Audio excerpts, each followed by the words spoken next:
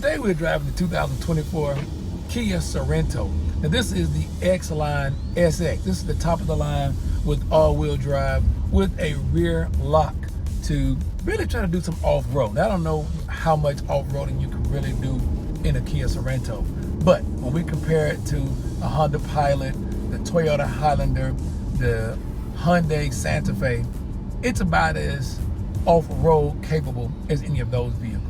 But before we get into all of that, if you haven't already done so, take a second to like and subscribe and click that little bell so you won't miss any of our weekly reviews. When the Sorento first was introduced in the Kia lineup, it was actually the flagship SUV for Kia. That was until the Telluride came out and took the market by storm, which made me often wonder, why did they continue the Sorento, or why didn't Kia just make the Sorento larger like the Telluride?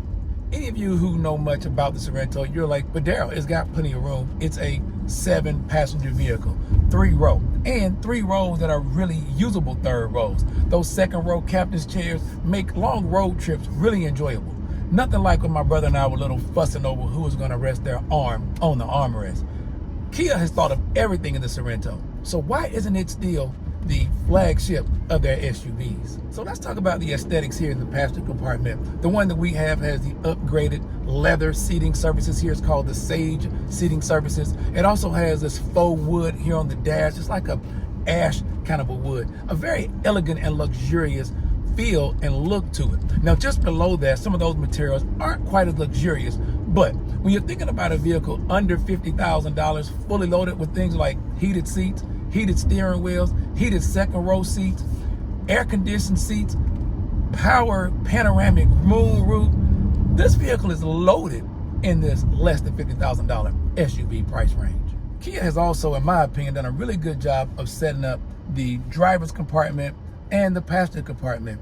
Everything is here, easy to get to, easy to reach, and easily discernible from one another. Controls here for our different drive modes: eco, sport, snow, and normal. There's also a way to lock the rear diff here, so if you find yourself in muddy, snowy conditions, you might have a better chance of getting out in this all-wheel drive on the X-Line. Another thing here on this dashboard that I was in love with the first time I saw it on Kia, this dual functionality of the radio controls that also control the heating and AC. You have to tap this control panel here to activate the AC controls. You can adjust your temperatures by using this dial here. That's also the volume control. Once you're done with it, it goes back to volume, and you don't have to do anything to go in and control your radios from that point.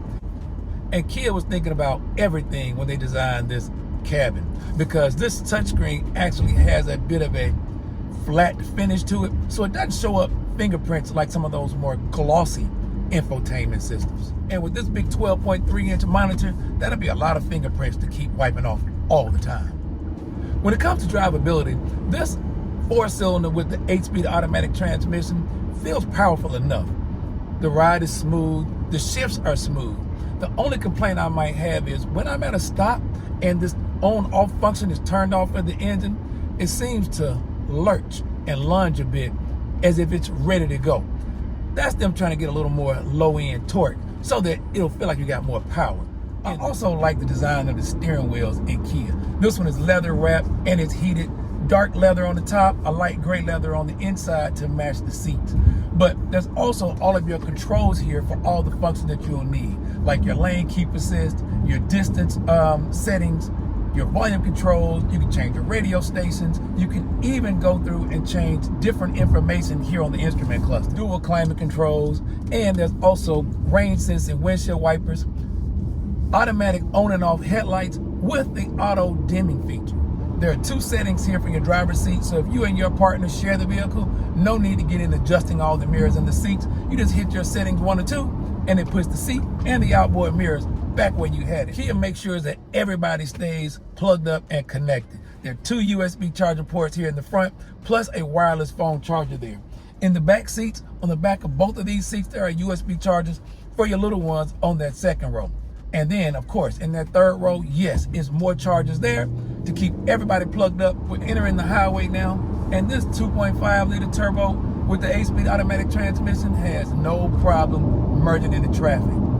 You might notice the cabin is a little bit louder than I would like, but some of that may be coming from those off-road-esque tires that are on here on this X-Line fix. So odometer and speedometer actually double as a camera view when you go to change lanes. When I give my left or right hand signal, this instrument cluster actually gives me a complete view of what's on the side of my vehicle. As you can see from this point of view, as long as I'm facing forward, this vehicle stays in its lane and it maintains the speed that I have set here. In a moment, it will give me a little bit of a nudge to keep my hands on the steering wheel, and it'll show up right here where the RPMs are. And as I rode around trying to figure out why the Sorento isn't still the flagship of the Kia SUV lineup, I went to pick up Pops. This doesn't ride as good as that other one. So the other one was the electric, and it had a longer wheelbase. That was the EV9. There's a slight difference, I can tell. This one, to me, it does not ride as good as the other one. I don't know about to you. Well, it's I'm not complaining. I'm just saying it's about $20,000 cheaper too. This is, yeah. Maybe that's where the difference is. There you have it. The Kia Sorento may have started out as the brand's biggest and most prestigious SUV, packed with premium features and modern tech, but as my Pops so simply put it, it doesn't ride as good as the last one. And that's the answer I was looking for.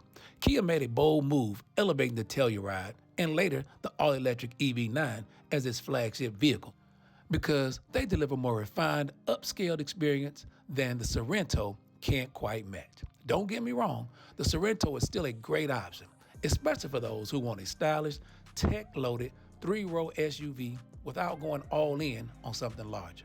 But in the race for the top-tier comfort and flagship status, Kia's focus has shifted. The Sorento may longer wear the crown, but it still earns respect. After all, sometimes evolution means passing the torch to something better suited for the road. If you've enjoyed the breakdown, be sure to like, subscribe, and stay tuned for more real-world reviews. Thanks for watching.